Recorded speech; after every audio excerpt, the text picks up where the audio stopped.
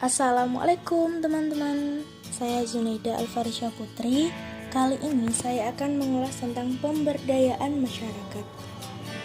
Pemberdayaan masyarakat merupakan suatu konsep yang relatif baru di mana masyarakat tidak lagi hanya dijadikan objek dalam pembangunan, tetapi dijadikan subjek pembangunan itu sendiri. Korten dan Karner menyatakan konsep pembangunan yang berpusat pada rakyat memandang inisiatif kreatif dari rakyat sebagai sumber daya pembangunan yang paling utama dan memandang kesejahteraan material dan spiritual mereka sebagai tujuan yang ingin dicapai oleh proses pembangunan. Ada tema yang diwajibkan untuk menentukan konsep perencanaan pembangunan. Yang pertama, penekanan pada dukungan. Yang kedua, keadaan bahwa sektor modern merupakan sumber utama pertumbuhan ekonomi. Yang ketiga, kebutuhan kemampuan kelembagaan dalam bidang usaha. Pemberdayaan diarahkan untuk meningkatkan kemampuan dalam memenuhi kebutuhan dasar, sehingga mereka memiliki kebebasan, bukan hanya kebebasan dalam berpendapat saja, melainkan bebas kelaparan, bebas kebodohan, dan bebas kesakitan.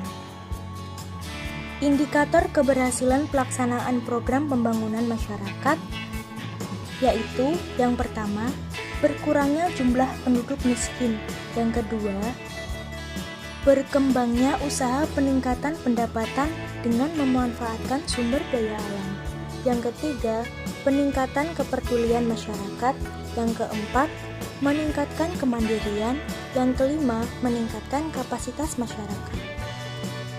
Konsep pemberdayaan adalah pembangunan adalah sebuah proses dan tujuan, di mana proses tersebut bisa diartikan sebagai serangkaian kegiatan untuk memperkuat kekuasaan atau kebudayaan kelompok yang lemah dalam masyarakat. Yang kedua, tujuan.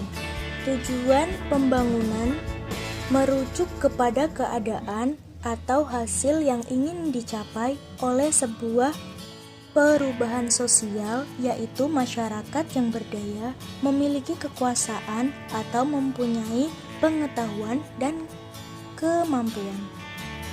Nah, di sini tahap pemberdayaan ada 3. Yang pertama, penyadaran. Yang kedua, pengkapasitasan. Dan yang ketiga, pemberian daya. Konsep pemberdayaan. Menurut Kartasasmita, upaya pemberdayaan masyarakat harus dilakukan melalui 3 jurusan. Yang pertama, menciptakan suasana atau iklim yang memungkinkan potensi masyarakat berkembang. Yang kedua, memperkuat potensi daya yang dimiliki masyarakat. Yang ketiga, memberdayakan mengandung pula arti melindungi. Tujuan pemberdayaan.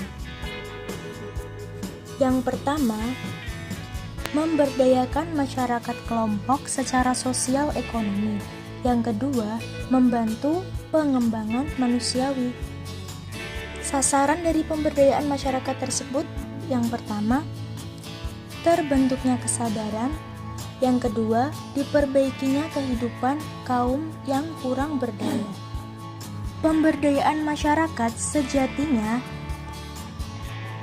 berusaha membantu masyarakat mengenai potensi dan mengembangkannya, sehingga mampu mandiri, kreatif, dan berpartisipasi dalam pembangunan.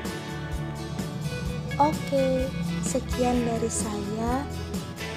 Wassalamualaikum warahmatullahi wabarakatuh. Sampai jumpa.